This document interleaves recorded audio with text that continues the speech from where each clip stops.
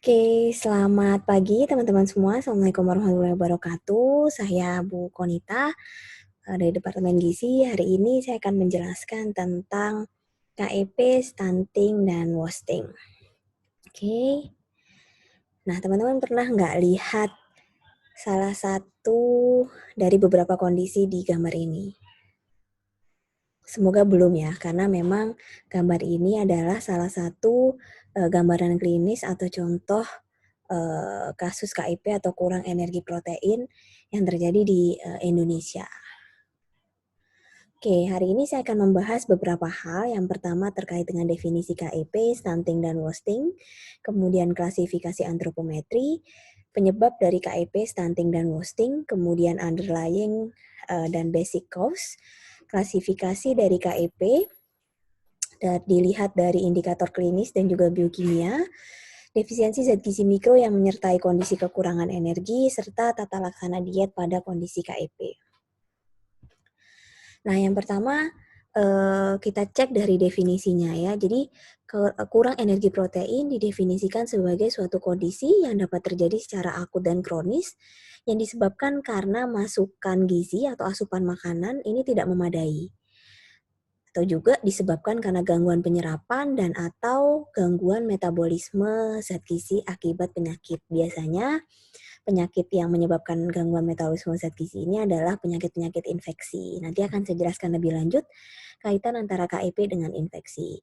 Kemudian definisi stunting, ini juga sebenarnya didefinisikan sebagai kekurangan energi kronis ya, yang ditandai kondisi gagal tumbuh ditandai dengan ukuran panjang badan menurut usia atau tinggi badan menurut usia kurang dari min 2 standar deviasi.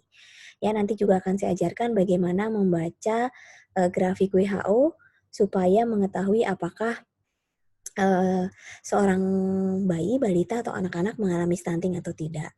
Ya. Kemudian di sini ada indikator panjang badan dan tinggi badan. Yang membedakan itu adalah metode pengukurannya ya. Jadi kalau teman-teman sudah mengikuti mata kuliah PSG, penilaian status gizi, kalau panjang badan itu kan digunakan untuk baduta 0 sampai 2 tahun, sedangkan tinggi badan itu digunakan ketika sudah di atas 2 tahun. Kalau panjang badan diukur dengan tiduran, terlentang, kalau tinggi badan diukur dengan berdiri. Jadi itu perbedaannya. Kemudian terakhir ada wasting. Wasting ini merupakan kondisi kekurangan gizi yang ditandai dengan ukuran berat badan menurut panjang badan atau berat badan menurut tinggi badan yang kurang dari min 2 standar deviasi. Jadi sebenarnya stunting dan wasting ini juga salah satu ciri kekurangan energi ya. Satu dan lain halnya ini saling berkaitan sebenarnya. Hanya yang membedakan itu adalah indikator yang digunakan untuk menilai kondisi dari masing-masing. Jadi kalau stunting kita pakai indikator panjang badan menurut usia, wasting kita menggunakan berat badan menurut panjang badan, dan juga ada satu kondisi namanya underweight, itu kita ukur berdasarkan berat badan menurut usia. Nanti akan kita cek lebih lanjut. Nah, ini teman-teman mungkin pernah lihat ya, kurva WHO, di mana kurva ini kita gunakan untuk menentukan apakah seorang itu mengalami KIP, mengalami stunting, atau mengalami wasting. Ini saya ambil satu contoh untuk stunting ya, karena stunting ini adalah masalah yang sedang ngehits banget di seluruh dunia termasuk Indonesia. Jadi untuk membaca ini, pertama kita tentukan dulu usianya. Jadi kita cari titik usianya, kemudian tinggi badannya di mana. Ya, karena ini sebenarnya usianya ini 22 bulan kan harusnya masih pakai panjang badan ya, tapi kan 22 bulan itu sudah bisa berdiri. Jadi tetap bisa diukur tinggi badannya, tapi kalau di PSG pasti teman-teman udah diajarkan bagaimana mengkonversi ya. Jadi kalau harusnya masih diukur terlentang tapi dia sudah bisa berdiri, maka harus dikonversi dari panjang badan menuju tinggi badan. Itu dikurangi 0,7. Kemudian setelah tahu titik usia dan titik tinggi badan, kita ambil titik tengahnya di sini ya. Nah, kita lihat di sini bahwa tinggi badan menurut usianya itu sudah di bawah garis merah ya, sedikit di bawah garis merah. Nah, ini artinya sudah di bawah min 2 standar deviasi. Nah, tadi sesuai dengan definisi stunting, kalau sudah di bawah 2 standar deviasi, maka sudah masuk kategori stunting, ya. Jadi garis-garis ini adalah menandakan titik standar deviasi. Ini standar deviasi 3, 2, 0, min 2, min 3. Jadi kalau sudah di bawah garis merah ini, di bawah min 2 ya, min 2, min 3, dan seterusnya, ini berarti masuk kategori stunting. Nah, kalau teman-teman mau download kurva lengkapnya bisa menuju link ini ya. Di sana sudah lengkap sekali kurva baik berat badan menurut panjang badan, kemudian panjang badan menurut usia, tinggi badan menurut usia dari mulai usia 0 sampai 5 tahun lengkap di sana untuk laki-laki, dan untuk perempuan berbeda ya kurvanya. Jadi harus dibedakan juga ketika kita melakukan pengukuran.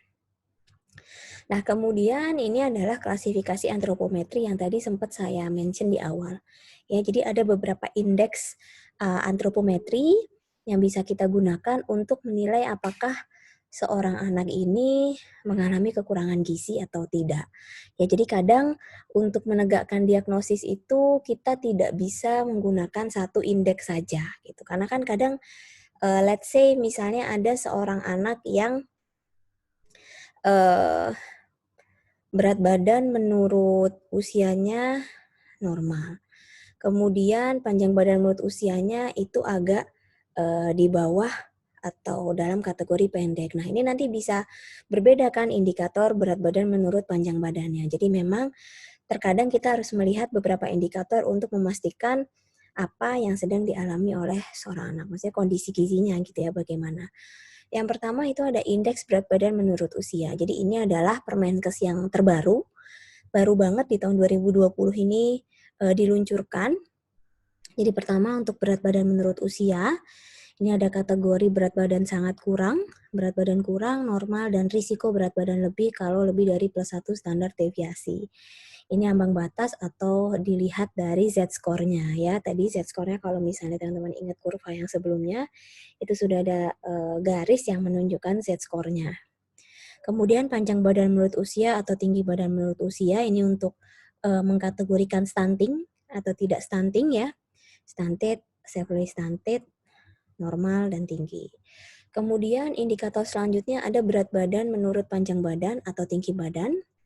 Ya, ini untuk mengindikasikan gizi buruk, severely wasted atau wasting ya, gizi kurang, wasted, gizi baik, berisiko gizi lebih atau obesitas. Ini ambang batasnya bisa teman-teman cek di sini. Terakhir ada juga klasifikasi antropometri yaitu indeks massa tubuh menurut usia.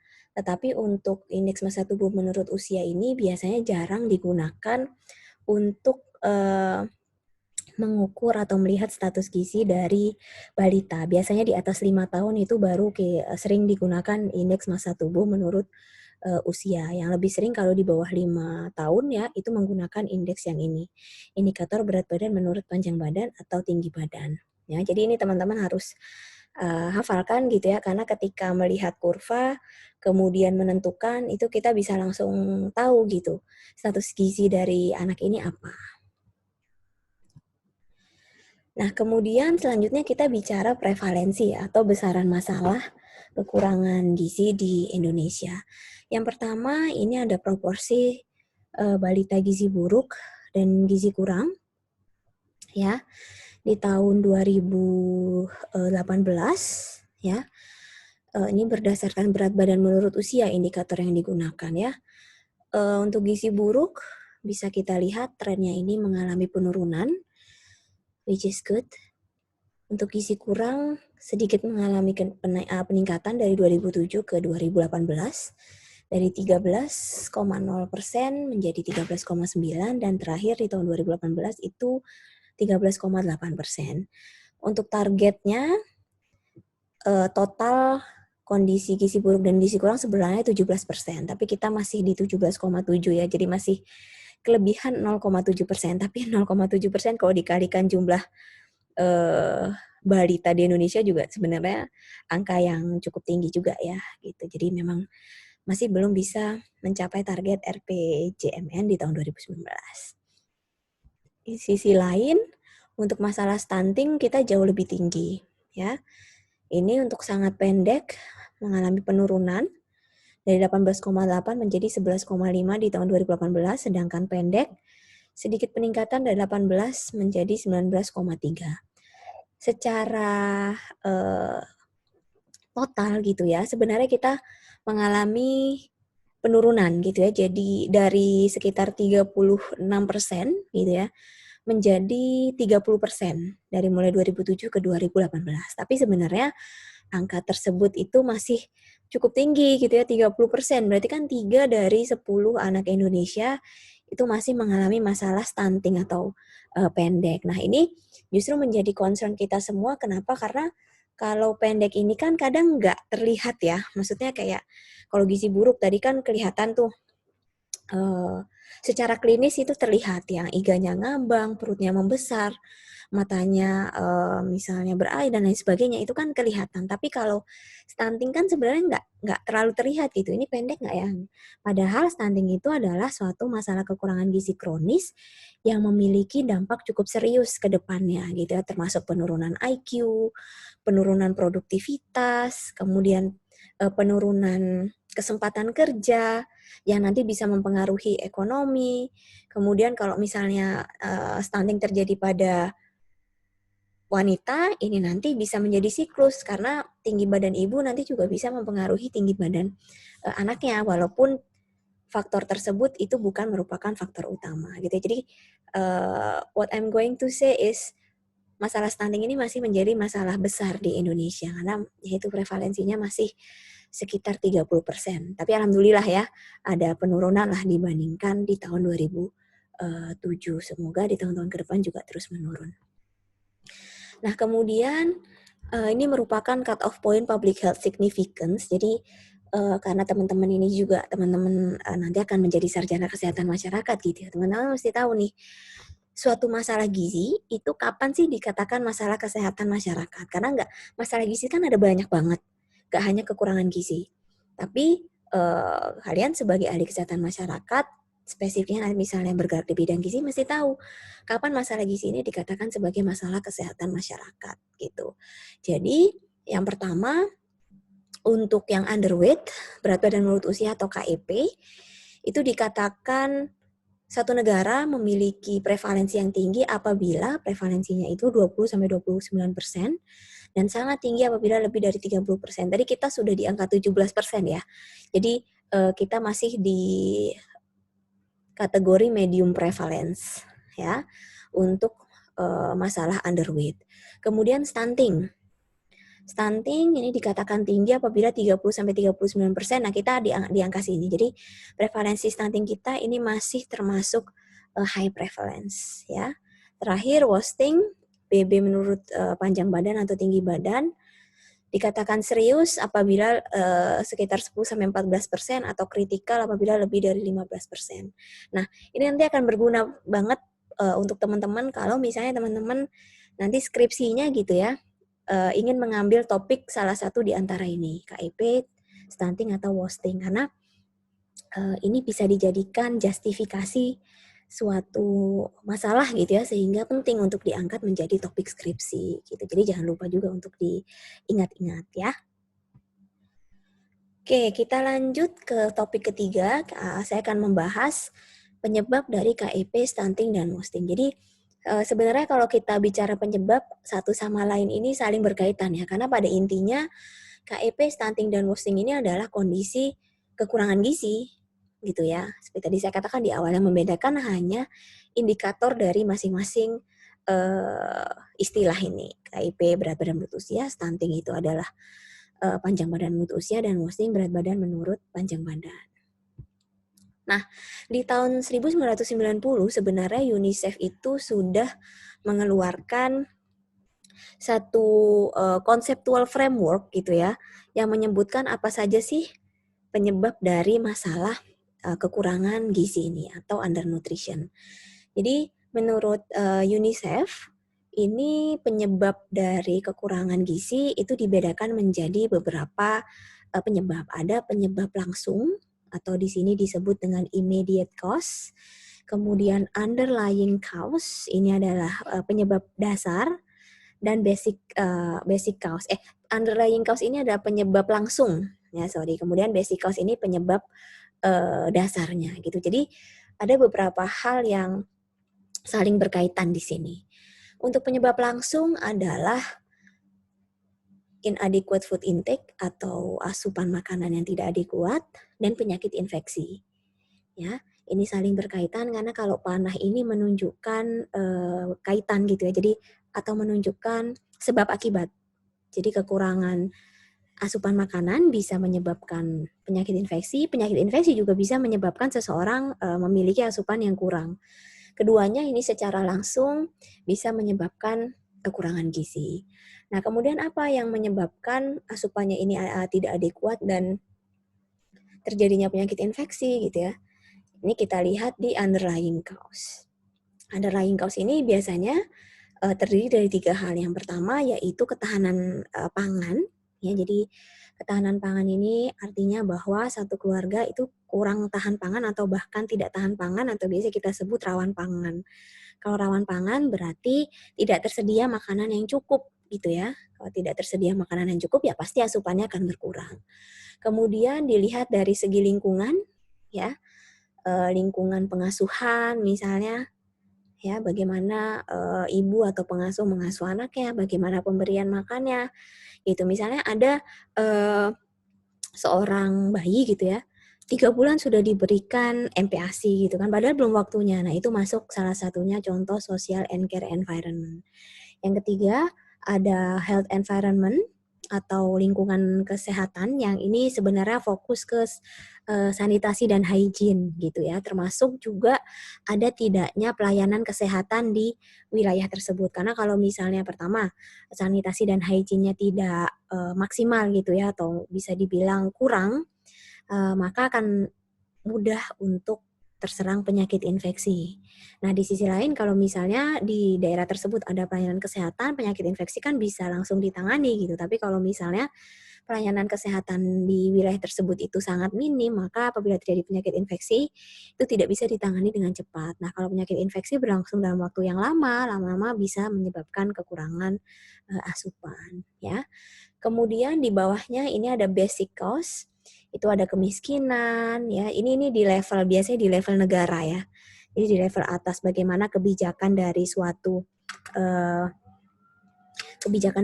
daerah, otonomi daerahnya gitu ya, kebijakan untuk penyediaan makannya dan lain sebagainya gitu ya. Nih bisa konteks culture, ekonomi dan lain sebagainya. Jadi di level negara ini biasanya something that we cannot control kecuali kita ada di bagian pemegang keputusan gitu ya.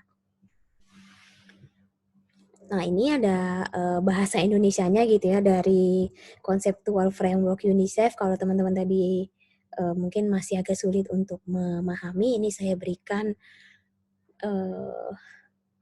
framework atau penyebab dari KIP yang bahasa Indonesia ya. Jadi ada penyebab dasar, itu adalah kondisi ekonomi, sosial, politik, finansial, sumber daya manusia, alam tidak memadai, kemudian menyebabkan penyebab tidak langsung, ada kemiskinan, pekerjaan, tempat tinggal, dan lain sebagainya, menyebabkan ada ketersediaan pangan rumah tangga yang tidak memadai, pola asuh tidak memadai, pelayanan kesehatan, dan kesehatan di lingkungan juga tidak memadai, akhirnya asupan gizi tidak memadai, terjadi penyakit infeksi yang merupakan penyebab langsung, terjadi kekurangan gizi, dan konsekuensi jangka pendek dan jangka panjangnya. Ya, ini lengkap di sini. Jadi kalau secara umum kita melihat penyebab dari KIP, stunting dan wasting ya ini. Gitu ya. Jadi tabel ini itu sudah sum up, sudah merangkum penyebab dari ketiga masalah kekurangan gizi tersebut. Gitu. Nah, yang pertama saya akan coba bahas terkait dengan asupan energi dan protein yang tidak adekuat gitu ya. Jadi secara umum energi ini sangat diperlukan untuk proses metabolisme tubuh serta menunjang pertumbuhan ya, terutama pada masa 1000 HPK. Jadi 1000 HPK itu dihitung dari mulai hamil sampai anak berusia 2 tahun. Nah, ini masa yang sangat penting sekali disebut golden period atau juga windows of opportunity, di mana pertumbuhan terjadi sangat cepat sekali sehingga asupan gizi harus dimaksimalkan di masa tersebut. Nah, kalau misalnya energi itu utamanya kan dari karbohidrat ya. Karbohidrat diubah menjadi glukosa, kemudian menjadi energi, ya. Nah, kalau misalnya dari karbohidrat ini kurang, maka tubuh ini punya mekanisme untuk membakar lemak sebagai cadangan energi, gitu ya. Nah, kalau misalnya lemaknya juga sudah habis, simpanannya sudah tidak ada, maka ya, terakhir yang digunakan adalah cadangan protein. Padahal di sini protein itu fungsinya adalah sebagai zat pembangun. Ya, oleh karena itu kekurangan energi dan protein ini dalam jangka waktu yang lama tidak adekuat, bisa menyebabkan gangguan pertumbuhan yang nanti akan menyebabkan pendek, kemudian juga terjadi kekurangan energi protein karena proteinnya sudah sangat berkurang sekali sehingga biasanya kan protein disimpan di otot ya, sehingga ototnya pun juga sudah tidak ada pada anak-anak yang mengalami KEP seperti itu. Ini biasanya kalau misalnya stunting dan KEP ini terjadinya dalam waktu yang cukup lama ya. Maksudnya nggak sehari 2 hari nggak makan gitu langsung KEP nggak, tapi ada jangka waktunya tertentu. Atau bisa dibilang kekurangan asupan energi dan proteinnya ini berlangsung dalam waktu yang cukup lama. Nah, berikut saya paparkan kebutuhan energi dan protein untuk kelompok bayi dan anak-anak. Ya, jadi mulai dari usia 0 bulan sampai 9 tahun itu belum dibedakan antara laki-laki dan perempuan. Nanti di atas itu baru dibedakan antara laki-laki dan perempuan ya. Jadi untuk bayi 0 sampai 6 bulan kebutuhannya sekitar 550 kilokalori dan proteinnya 9 gram dan seterusnya. Jadi ini adalah kebutuhan energi yang harus dipenuhi. Bedanya di usia di usia 7 bulan ke atas sampai usia 2 tahun ini itu diperoleh dari ASI dan MPASI. Ya, di atas 2 tahun itu sudah full makanan keluarga. Nah, 0 sampai 6 bulan ini hanya dari ASI saja. Jadi 550 kilokalori ini bisa diperoleh dari ASI saja ya, karena masih dalam periode ASI eksklusif. Seperti itu. Nah, kemudian bicara sekarang patofisiologi gitu ya. Jadi bagaimana sih perjalanan penyakit dari kekurangan konsumsi energi dan protein sehingga bisa menyebabkan kondisi kurang energi protein serta muncul beberapa gejala klinisnya. Yang pertama kita bicara apabila seorang anak mengalami penurunan konsumsi energi, maka akan meningkatkan insulin ya. Ini adalah salah satu hormon ya. Peningkatan hormon insulin ini menandakan bahwa tubuh kita ini membutuhkan glukosa gitu ya. Ayo saya ini butuh glukosa, harus dipenuhi nih gitu kan. Sehingga peningkatan insulin ini menyebabkan gluconeogenesis pada otot. Gluconeogenesis pada otot ini adalah pemecahan energi gitu ya, selain dari glukosa atau selain dari karbohidrat ya. Nah, yang dimaksud di sini adalah dari asam amino ya.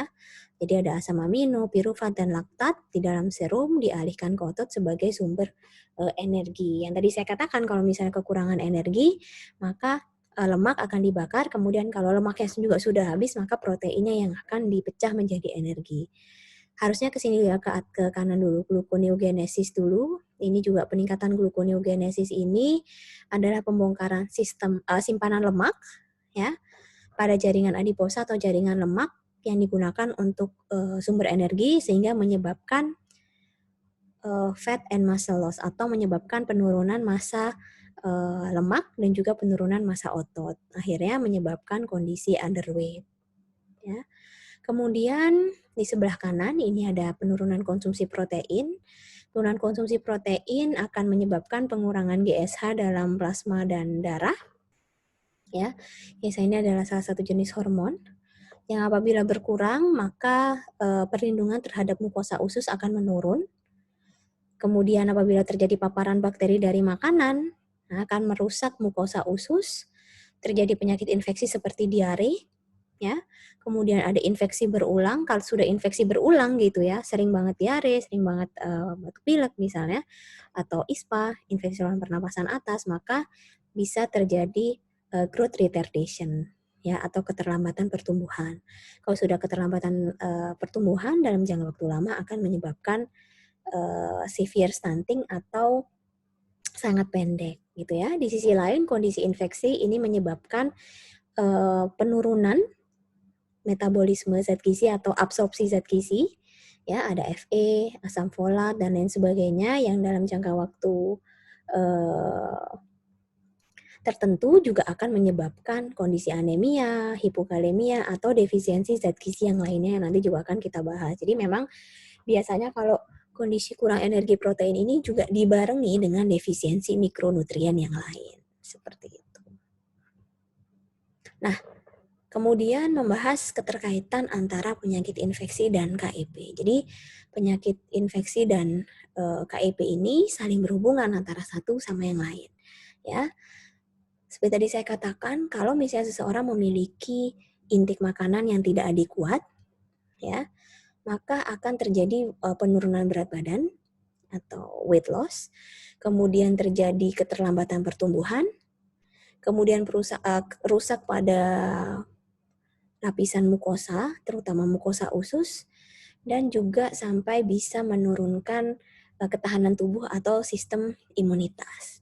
Nah, kalau sudah sistem imun ini menurun, otomatis akan terjadi peningkatan resiko terjadinya infeksi, atau infeksinya menjadi semakin parah, severity, atau durasi infeksinya menjadi semakin panjang.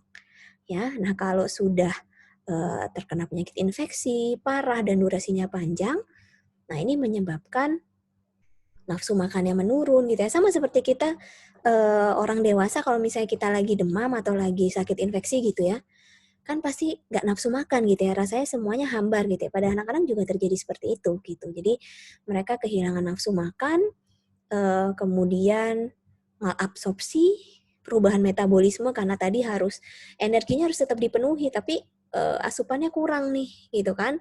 Jadi pemecah lemak, memecah protein, kemudian ada malabsorpsi juga karena ada kerusakan mukosa usus yang akhirnya menyebabkan inadequate lagi intake-nya gitu. Jadi ini terus-terusan seperti ini. Oleh karena itu memang harus ada fase yang dipotong gitu ya. Karena kalau nggak dipotong ya akan terus-terusan seperti ini dan membuat kondisi kekurangan energi protein menjadi semakin parah gitu. Jadi memang harus ditangani. Mana dulu yang bisa kita tangani? Ya biasanya memang yang ditangani adalah infeksinya terlebih dahulu supaya bisa memperbaiki nafsu makan, memperbaiki penyerapan zat gizinya gitu ya sehingga asupannya bisa naik, meningkatkan imunitas dan membantu menghilangkan infeksinya gitu ya.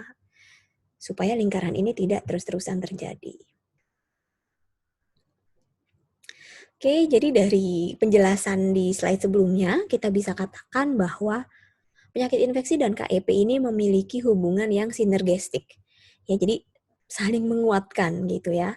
Saling menguatkan in a bad terms gitu ya. Maksudnya bukan dalam hal yang bagus gitu ya. Karena infeksi bisa memperparah asupan dan asupan yang buruk bisa menurunkan imunitas dan meningkatkan resiko terjadinya infeksi atau keparahan infeksinya gitu. Jadi hubungannya sinergistik. Nah, beberapa penyakit infeksi yang bisa menyebabkan KEP sebenarnya bisa lebih banyak dari ini ya, tapi ini hanya saya sebutkan yang paling sering gitu.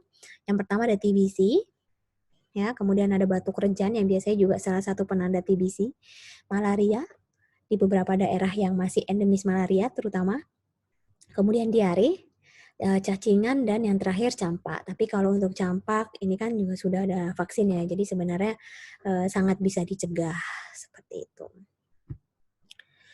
Nah, jadi dari penjelasan di awal saya tadi terkait dengan penyebab, ya, berikut ini coba saya jabarkan apa saja sih yang menjadi underlying dan basic cause, ya, jadi penyebab tidak langsung dan penyebab dasar dari terjadinya KEP, stunting, dan wasting gitu ya. Ini saya jabarkan lagi lebih lanjut, ini belum ada di framework-nya UNICEF tadi. Yang pertama adalah pendidikan dan pengetahuan orang tua. Karena pendidikan dan pengetahuan orang tua pasti akan membentuk bagaimana pola asuh mereka.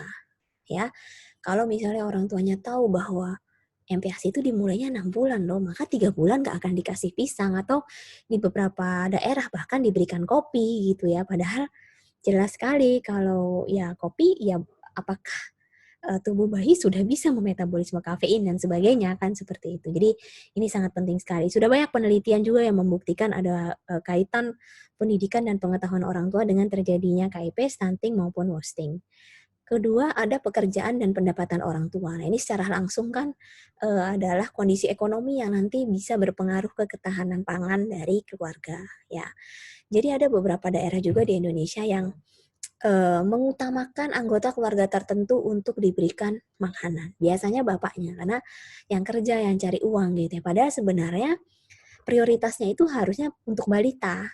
Itu kenapa? Karena kalau ada baduta malah baduta yang di bawah 2 tahun karena mereka sedang dalam rapid growth dan juga ibu hamil. Ya, yang diprioritaskan itu pokoknya yang di 1000 hari pertama kehidupan itu tadi. Ya. Jadi ini secara tidak langsung mempengaruhi ketahanan pangan keluarga, bagaimana akses mereka, kemampuan mereka untuk membeli makanan, sehingga menentukan apakah intake-nya nanti bisa adekuat atau tidak. Yang ketiga, ada besar anggota keluarga dan jarak paritas, ya. Jadi jarak kelahiran maksudnya. Jadi kalau besar anggota keluarga ini ya family size gitu ya. Jadi berapa banyak anggota keluarga yang ada di berapa banyak orang di dalam keluarga tersebut. Karena kalau semakin banyak tidak dibarengi dengan status ekonomi yang memadai, berarti kan sebagai contoh, misalnya keluarga tersebut hanya mampu membeli 1 telur 1 hari. Nah, kalau jumlah keluarganya 5, anaknya 5, berarti kan telur itu harus dibagi 5. Padahal 1 anak itu sebenarnya butuh 1 telur 1 hari. Misalnya seperti itu, ya. Dibanding dengan anggota keluarganya cuma 2, 1 telur bisa dibagi 2. At least dia bisa dapat protein yang lebih tinggi dibandingkan yang dibagi dengan 5 anak tadi gitu. Jadi besar anggota keluarga ini juga mempengaruhi terjadinya KIP, stunting maupun wasting. Kemudian jarak paritas, ya ini juga bisa mempengaruhi walaupun hubungannya ya tadi ya tidak secara langsung. Jadi jarak kehamilan ini memang mesti harus diperhatikan banget kayak gitu ya. Karena misalnya ibu hamil lagi di Oke, mohon maaf bersambung ya. Sambung tadi sampai di jarak paritas ya. Jadi kalau misalnya jarak paritas ini adalah eh, jarak kehamilan antara satu anak dengan anak yang lainnya, ini juga harus dipikirkan dengan matang gitu ya. Karena kalau misalnya jarak kelahirannya juga terlalu sebentar, ini bisa berpengaruh ke pemberian makanan yang kurang adekuat gitu. Kemudian selanjutnya ada ketahanan pangan. Ini menurut saya cukup jelas ya. Banyak juga penelitiannya yang menyebutkan ketahanan pangan ini berkaitan erat baik dengan KIP, stunting maupun wasting. Kemudian pola pemberian ASI, apakah diberikan ASI eksklusif atau tidak? Karena jelas yang ASI eksklusif itu lebih rendah resikonya mengalami KIP, stunting dan juga wasting. Kemudian pola pengenalan MPASI, apakah diberikan MPASI terlalu dini atau tepat? Kemudian ketika diberikan MPASI itu komposisinya seperti apa gitu ya. Nah, MPASI kan memang harusnya komposisinya itu ada karbohidrat, protein, dan lemak. Lemak ini yang paling tinggi. Kenapa? Karena di ASI gitu ya, komposisi yang paling tinggi itu adalah lemak. Gitu, beda sama kita yang dewasa, komposisi lemaknya kan justru sedikit ya. Tapi kalau pada MPASI itu, komposisi lemaknya yang lebih banyak. Sehingga pada saat diberikan MPASI itu juga komposisi lemaknya juga harus diberikan. Makanya menu-menu MPASI itu kan selalu diberi tambahan minyak, kemudian atau mentega atau butter dan lain sebagainya gitu. Jadi bagaimana mereka memperkenalkan MPASI dan apakah memberikan MPASI sesuai dengan komposisi yang tepat. Kemudian ketersediaan layanan kesehatan ya ini menentukan apakah misalnya terjadi insiden penyakit infeksi itu bisa ditangani dengan cepat atau tidak sehingga tidak memperburuk kondisi infeksi yang nanti bisa berpengaruh ke terjadinya KIP. Kemudian faktor lingkungan dan sosial budaya ini broad sekali ya. Maksudnya sangat luas sekali artinya faktor lingkungan sosial dan budaya ini termasuk di dalamnya misalnya ada food tabu ya. Food tabu ini masih terjadi di beberapa daerah. Misalnya sebagai contoh yang tadi anak kecil diberikan pisang dulu di usia 3 bulan atau bahkan 2 bulan, diberikan kopi supaya nggak diare atau kepercayaan-kepercayaan lain gitu yang berkaitan dengan budaya yang sebenarnya secara gizi itu kurang dibenarkan gitu ya. Nah, seperti itu.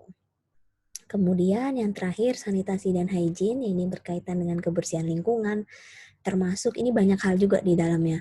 Misalnya nih bagaimana kondisi jamban di lingkungan rumah, ada jambannya atau tidak gitu ya. Kemudian misalnya ketersediaan air bersih, kemudian air yang digunakan untuk minum, apakah air PDAM atau air sumur yang dipanaskan atau air apa, itu masuk di dalam faktor sanitasi dan hygiene. Jadi memang pengertiannya juga cukup luas. Teman-teman kalau misalnya mau mencari lebih dalam, ya misalnya tertarik nih dengan gizi dan juga agak merepet-merepet tertarik ke kesehatan lingkungan, ini bisa eh, lebih memperdalam bahasan terkait sanitasi dan hygiene. Nah, ini beberapa penelitian terkait gitu ya, yang meneliti terkait dengan underlying dan basic cause berkaitan dengan kondisi KIP gitu ya. Ini satu penelitian di mana ini terkait dengan faktor sosial budaya gitu ya. Ternyata di penelitian ini menyebutkan bahwa pendidikan ibu, pekerjaan ibu, dan pengetahuan ibu memiliki hubungan dengan status gizi anak usia 6 sampai 24 bulan atau Baduta gitu ya. Kemudian di sebelah kanan ini juga penelitian yang dilakukan di Indonesia, penelitian cross seksional ya. Di sini menyebutkan bahwa pekerjaan ayah dan pekerjaan ibu ternyata ya yang merupakan faktor dominan yang berhubungan dengan status gizi pekerjaan ayah dan pekerjaan ibu seperti itu. Jadi memang sudah banyak sekali penelitiannya. Teman kalau misalnya googling itu udah pasti banyak banget penelitian yang terkait dengan KIP, stunting dan wasting gitu ya. Kemudian next saya akan membahas terkait dengan klasifikasi dan gejala klinis gizi kurang dan juga gizi buruk. Jadi kalau kita bicara masalah gizi kurang dan gizi buruk itu ada 3 kategori yang kita gunakan. Yang pertama ada marasmus, kemudian ada kwashiorkor, dan yang terakhir marasmi kwashiorkor.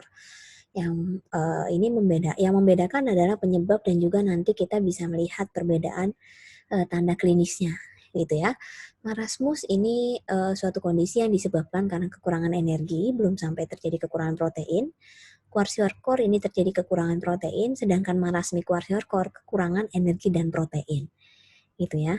Nah, ketiga klasifikasi ini memberikan gambaran klinis yang berbeda-beda yang dari penampakan langsung aja sebenarnya kita bisa memastikan ya ini masuk yang marasmus kwashiorkor atau marasmi kwashiorkor. Ini kita akan lihat bagaimana perbedaan gejala klinisnya. Nah, ini yang pertama adalah marasmus. Jadi kalau pada marasmus ini karena kekurangan energi, terlihat sangat kurus sekali gitu ya. Jadi tampak sangat kurus bahkan tinggal tulang terbungkus kulit gitu ya kalau misalnya bisa kita katakan gitu ya. Kemudian iga ini mengambang, kulitnya keriput, jaringan lemak subkutan atau jaringan lemak di bawah kulit itu sudah tidak ada. Bahkan terlihat seperti memakai celana longgar atau biasanya ini kita sebut baggy pants. Ya, jadi gimana sih cuman kulit aja gitu, padahal kan harusnya bagian bagian pantat itu kan agak mengembang gitu ya, karena ada jaringan adiposa di situ. Tapi karena ini kekurangan energi, jadi lemaknya tadi dibakar semua sehingga sudah tidak ada lemak di bawah kulit seperti itu. Kemudian perutnya cekung, wajah seperti orang tua, kemudian cengeng, rewel gitu ya, apatis gitu, dan sering disertai dengan beberapa penyakit infeksi yang kronis atau berlangsung dalam jangka waktu yang lama. Oke. Yang kedua ada kwashiorkor. Nah, kwashiorkor ini juga merupakan salah satu tipe gizi buruk, yaitu karena kekurangan protein. Kalau kwashiorkor ini terlihat sedikit agak ini ya, maksudnya tidak terlalu kurus gitu ya, tapi sebenarnya terlihat tidak kurus ini bukan memang tidak kurus gitu ya, tapi sebenarnya terjadi edema atau penumpukan air. Jadi yang di dalam tubuh itu yang terlihat seperti lemak itu bukan lemak, tapi air. Jadi terjadi edema pada kedua punggung kaki, biasanya di ekstremitas kaki, kemudian tangan, kemudian bisa juga terjadi di seluruh tubuh, terutama di bagian perut. Oke, jadi selain edema, kalau pada kwashiorkor, gejala klinis yang tampak lainnya itu ada rambut tipis, merah, ya, atau bisa kita bilang biasanya rambut jagung, kemudian mudah rontok gitu ya.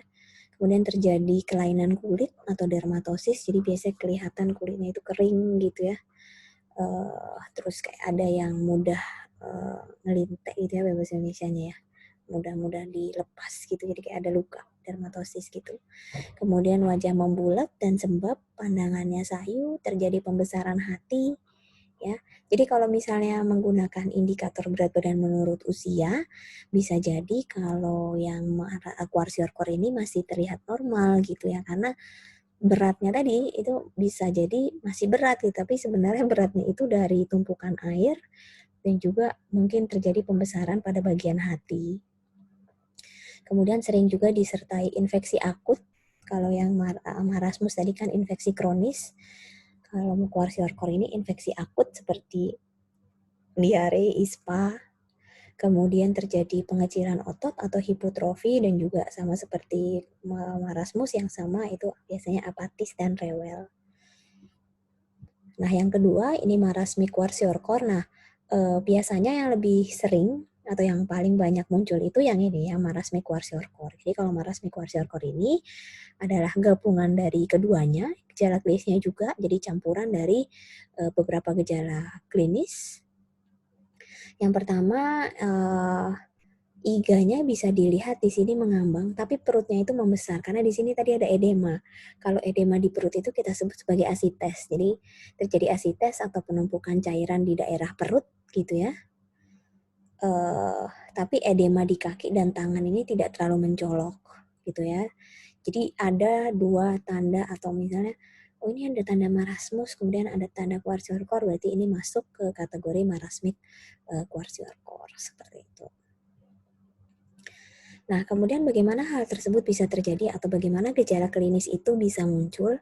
Ini sudah ada kerangka konsepnya gitu ya, bahwa nanti kalau teman-teman juga tertarik untuk membahas masalah KIP ini, bisa menggunakan kerangka konsep ini gitu ya di skripsinya gitu. Jadi pertama di sini pada kondisi kwashiorkor ya, itu terjadi kekurangan protein. Nah, kalau misalnya terjadi kekurangan protein, maka akan menyebabkan penurunan tekanan onkotik sehingga terjadi ekstravasasi cairan ke jaringan interstisial, atau ekstravasasi itu berpindah gitu ya. Dia pindah ke jaringan interstisial gitu. Padahal harusnya jumlahnya tidak terlalu banyak di cairan interstisial. Nah, kalau misalnya tekanan onkotiknya ini menurun gitu ya, akhirnya menyebabkan tadi adanya edema gitu. Akhirnya wajahnya sembab dan membulat.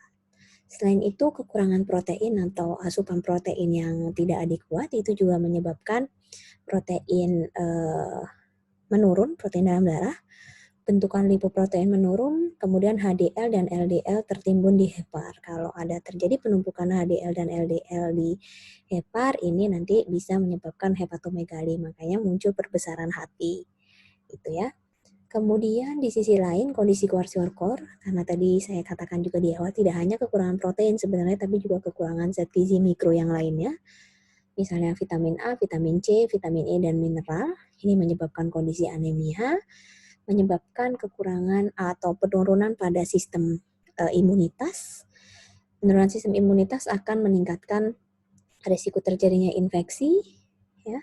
Kemudian muncul gejala-gejala klinis yang tadi kayak rambut tipis, kemerahan, seperti jagung. Nah, ini kan karena kekurangan mineral salah satunya, bisa juga karena kekurangan zinc misalnya. Kemudian kekurangan vitamin A menyebabkan defisiensi vitamin A, ya bisa mengarah ke kejadian rabun senja. Kemudian juga kekurangan beberapa vitamin, ini terutama vitamin E atau dan juga vitamin A ya, yang menjaga untuk kesehatan kulit. Ini menyebabkan munculnya gejala tadi gejala klinis yang muncul pada kulit atau dermatosis biasanya. Nah ini bercak merah, mudah terkelupas tadi ya bahasanya itu, mudah terkelupas gitu. Nah jadi ini adalah kerangka konsep bagaimana kondisi kwashiorkor itu bisa menyebabkan beberapa gejala klinis yang tadi muncul. Semoga sampai sini penjelasan saya cukup mudah dipahami ya. Kalau ada yang tidak paham, teman-teman bisa catat dulu, nanti kita lanjutkan di sesi diskusi. Selanjutnya adalah indikator biokimia. Jadi kalau misalnya kita itu menilai status gizi seseorang, kita itu bisa melihat dari 4 aspek. Biasanya kita singkat ABCD. Yang pertama antropometri, tadi sudah saya bahas ya di awal. indikator antropometrik. Kemudian yang kedua itu B, itu indikator biokimia ini. Jadi indikator biokimia itu adalah indikator yang kita gunakan juga untuk menilai status gizi seseorang, yang biasanya kita lihat itu dari sampel tubuh manusia. Jadi bisa sampel darah, sampel urin, feses, atau rambut, atau jaringan-jaringan yang lain. Kemudian gejala C itu klinis gitu ya, karena kalau bahasa Inggrisnya kan klinis ya, pakai C. Klinis itu tadi adalah tanda-tanda yang bisa dilihat dengan mata telanjang. Yang terakhir itu adalah dari dietary, jadi dari asupan makanannya. Nah, ini sekarang kita bahas indikator biokimia apa yang bisa kita cek pada kondisi KEP, stunting dan juga wasting. Yang paling sering ya yang dilihat itu adalah prealbumin dan juga albumin gitu ya. Ini adalah penanda simpanan protein di dalam tubuh ya, karena kan KEP erat kaitannya dengan kekurangan protein. Jadi dua hal atau dua indikator biokimia ini yang sering dilihat. Tapi ada juga indikator-indikator lain yang bisa dicek gitu ya. Contohnya ada transferin, kemudian insulin, kemudian hemoglobin untuk melihat apakah terjadi anemia atau tidak. Kemudian elektrolit ya, jadi natrium kalium, karena biasanya kalau terjadi edema gitu ya, atau penumpukan cairan atau asites tadi, itu biasanya pasti terjadi ketidakseimbangan elektrolit, sehingga memang harus juga dicek seberapa parah kondisi ketidakseimbangan elektrolitnya. Kemudian bisa juga mengecek serum vitamin A dan juga simpanan zat gizi mikro yang lainnya. Tapi biasanya kalau pada beberapa kasus itu biasanya nggak semuanya dilihat sih, hanya beberapa indikator penting saja. Nah ini biasanya kita perlu kolaborasi dengan dokter, karena kadang dokter yang menentukan kira-kira indikator mana saja yang mesti dilihat ya. Kadang kita terima hasil kemudian membaca. Ini salah satu yang saya ambil dari sumber Kemenkes di tahun 2017 ya, status gizi berdasarkan nilai prealbumin. Ya, jadi kalau gizi kurang itu sudah kurang dari 12,4. Kemudian gizi buruk ini berdasarkan jenisnya ya. Marasmus itu 7,6, marasmus kwashiorkor 3,3, kwashiorkor 3,2. Karena kwashiorkor ini tadi karena kekurangan protein ya, makanya dia nilai prealbuminnya yang paling rendah. Marasmus ini tadi kan kekurangan energi, belum kekurangan protein. Jadi masih di angka 7,6. Tapi ini juga termasuk sudah sangat rendah ya. Nah, kemudian kondisi KIP dan juga stunting wasting ini juga tentunya memiliki implikasi gitu ya. Implikasinya yang pertama adalah bisa merubah struktur anatomi fili usus. Oleh karena itu, kenapa tadi saya juga sempat mention di awal kalau misalnya terjadi KEP, ya itu bisa menurunkan absorpsi zat gizi. Ya, jadi kemampuan penyerapan zat gizinya itu berkurang. Nah, salah satunya karena ini, karena terjadi perubahan anatomi pada fili usus. Padahal fili usus ini adalah tempat di mana zat gizi itu diserap oleh tubuh gitu. Nah, kalau misalnya tempat penyerapannya saja sudah rusak gitu ya, karena terjadi perubahan struktur anatomis, pasti juga akan terjadi gangguan pada penyerapan zat gizinya. Nah, bisa dilihat di sini ini adalah gambar normal fili gitu ya, pada usus halus. Nah, ketika terjadi KEP gitu ya, energi protein, maka akan terjadi kerusakan ya. Jadi bisa dilihat di sini bagian yang kayak ini ya kayak nggak jelas gitu. Ini ya, ini sudah rusak. Akhirnya harusnya dia bisa menyerap di seluruh bagian fili usus ini. Nah, karena ini rusak, jadi cuma bisa bagian ini aja yang menyerap. Nah, ini pun juga lama-lama bisa menjadi rusak ketika kondisi KIP itu tidak diperbaiki. Nah, kemudian implikasi KIP yang kedua, ini yang berkaitan dengan penurunan nafsu makan. Nah, ternyata kondisi KIP ini ya juga bisa menurunkan taste bud. Padahal taste bud ini sangat penting sekali bagi kita supaya kita bisa membedakan beberapa jenis rasa gitu ya. Kalau kita bisa membedakan beberapa jenis rasa kan makan kita juga jadi lebih nikmat gitu ya, karena kita bisa tahu, oh ini enak karena manis, oh ini enak karena asin, dan lain sebagainya. Tapi pada kondisi KEP, taste buds-nya ini berkurang, sehingga kemampuan untuk merasakan atau indera perasanya itu menjadi menurun, sehingga wajar sekali apabila terjadi penurunan pada nafsu makan. Nah, ini salah satu implikasinya juga gitu. Nah, kemudian implikasi yang ketiga yaitu defisiensi zat gizi mikro, karena ya tentu kalau misalnya makanan utamanya itu kurang gitu ya, pasti zat gizi mikronya juga berkurang, seperti itu.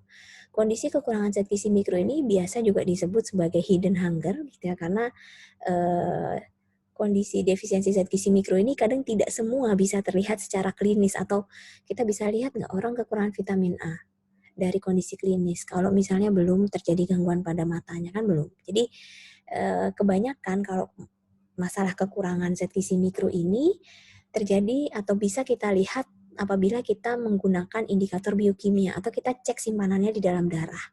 Bisa tahu. Tapi kalau misalnya kondisi klinis, itu kalau kondisinya sudah sangat kurang sekali, itu biasanya baru bisa terlihat. Seperti itu. Nah, defisiensi vitamin dan mineral apa saja yang biasanya menyertai pada kondisi KIP? Itu ada defisiensi vitamin A, zat besi, asam folat, dan B12. Ini karena sumber makanannya hampir sama ya.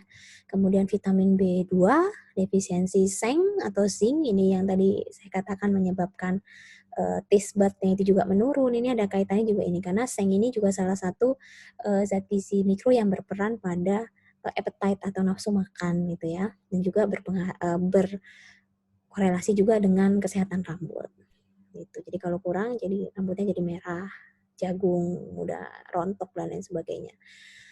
Ya, jadi pada KIP berat ini selalu disertai kekurangan vitamin dan mineral. Biasanya lebih dari satu vitamin dan mineral. Tapi ini sebenarnya ya pasti terjadi gitu ya. Karena yang tadi, kalau misalnya zat gizi makronya aja kurang, maka zat gizi mikro juga beresiko kurang. Kemudian implikasi lain dari kondisi KIP itu ada dermatosis ya. Ini bisa terjadi hipo atau hiperpigmentasi, jadi perubahan warna kulit. Desmoquamsi, ini adalah kulit yang mengelupas tadi ya. Kemudian bisa juga sampai terjadi, ini yang paling parah, adalah lesi ulcerasi eksudatif atau luka. Ya, jadi lesi itu adalah luka yang menyerupai luka bakar gitu. Jadi kayak gimana? Luka kulit terbakar gitu ya. Itu pada kondisi yang sangat parah sekali KIP-nya.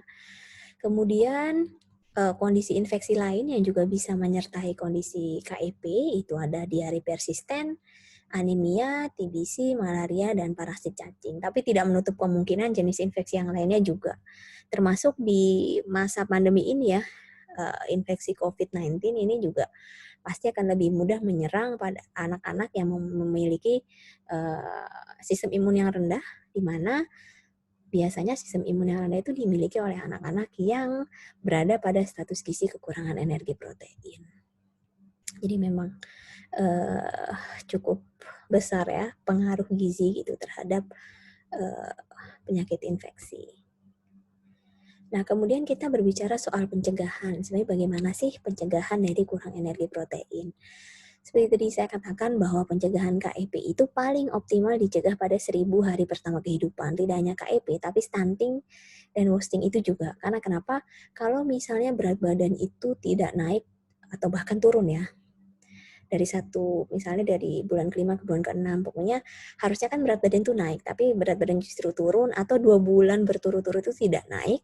Nah, ini merupakan alert gitu ya, atau bisa kita bilang tanda bahaya, red sign gitu ya, tanda bahaya bahwa oh kayaknya ini mengalami kekurangan asupan nih karena kok berat badannya tidak naik. Nah, kalau kekurangan asupan itu terjadi dalam jangka waktu yang pendek, biasanya belum hanya menyebabkan tidak naik berat badan atau turun berat badan, tapi dalam jangka waktu yang lama, nah ini bisa mengarah ke kejadian KIP, stunting, dan juga wasting. Oleh karena itu memang harus diintervensi sedini mungkin gitu ya, dan utamanya itu adalah di 1000 hari pertama kehidupan yang dimulai dari kehamilan sampai bayi berusia 2 tahun. Itu adalah optimalnya ya, tapi sebenarnya pencegahan itu bisa dilakukan di seluruh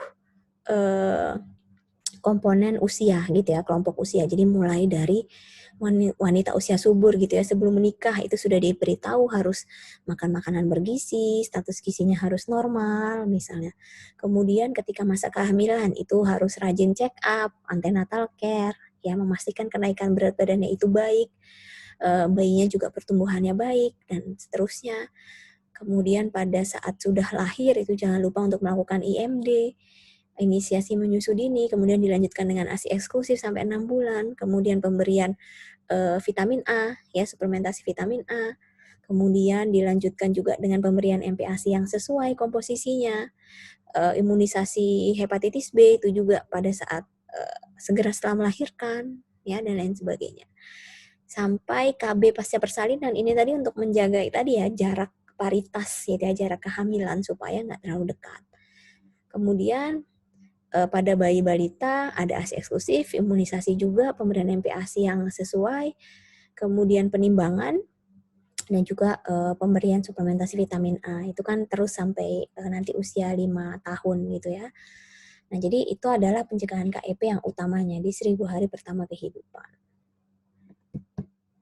Nah, kemudian penting juga sebenarnya KEP ini sebenarnya bisa ditangani sedini mungkin gitu ya sebelum sampai muncul gejala klinis tadi yang saya sebutkan untuk marasmus, kwashiorkor atau marasmi kwashiorkor gitu. Jadi upaya pencegahan dan penemuan kasus di masyarakat itu menjadi sangat penting sekali dari mulai keluarga atau masyarakat, petugas kesehatan dan juga pihak puskesmas gitu ya.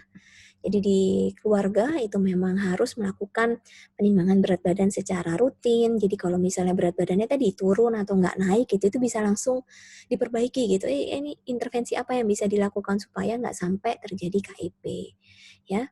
Selain pengukuran berat badan, itu juga diukur biasanya panjang badan dan juga lingkar lengan atas, ya. Kemudian diberikan konseling atau edukasi terkait pola hidup sehat, menjaga sanitasi hygiene, kemudian ASI eksklusif gitu ya dan lain sebagainya. Kemudian apabila dari hasil penimbangan berat badan itu ditemukan kondisi yang mengarah ke terjadinya kekurangan gizi itu bisa langsung dirujuk ke tenaga kesehatan.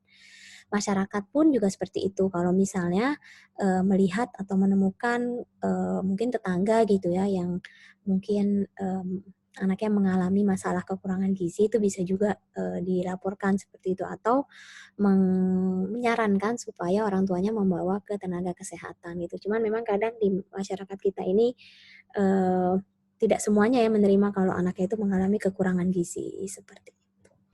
Tapi itu tetap penting sih supaya kekurangan gizi itu bisa dicegah sedini mungkin.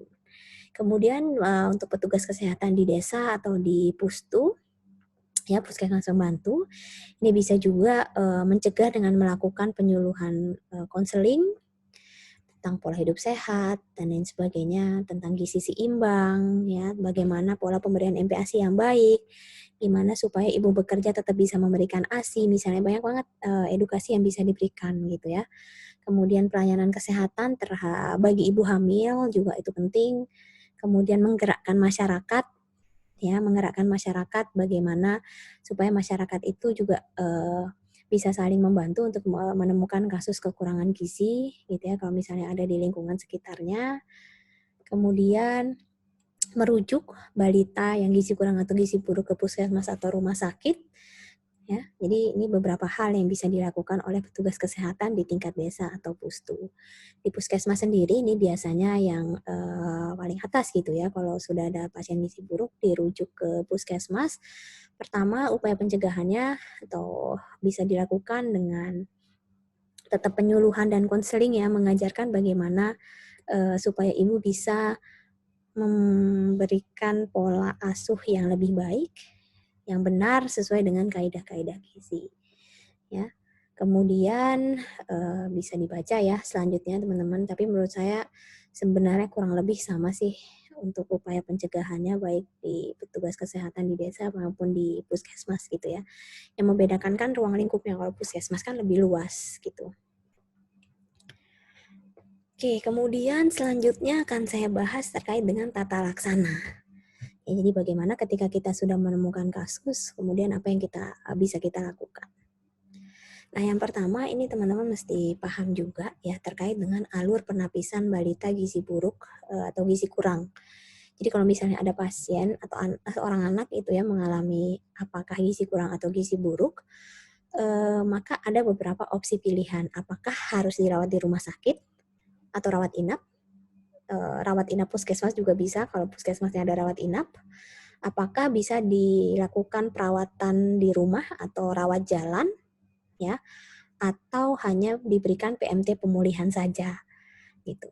Nah, jadi ini adalah algoritmanya atau jalannya, gitu ya. Jadi pertama dilakukan pemeriksaan dulu, berat badan, panjang badan, dan juga lingkar lengan atas. Kemudian mengisi formulir MTBS di puskesmas pembantu atau di puskesmas utama. Nah, kemudian dibedakan apakah bayinya berusia kurang dari 6 bulan atau 6-59 bulan. Kalau kurang dari 6 bulan, dengan beberapa kriteria ini, jadi salah satu aja ini memenuhi kriteria di antara 5 kriteria ini, ya, maka harus langsung dibawa ke pelayanan rawat inap. Karena usia 6 bulan kan, kurang dari 6 bulan kan masih ASI eksklusif ya. Jadi masih sangat rentan sekali gitu, makanya harus langsung dibawa ke pelayanan rawat inap. Kalau balitanya 6-59 bulan, ini ada beberapa kondisi ya yang membedakan harus dibawa kemana. Kalau misalnya ada edema, kemudian Z-score berat badan menurut panjang badan itu kurang dari -3 standar deviasi, kemudian lila kurang dari 11,5, kemudian ditambah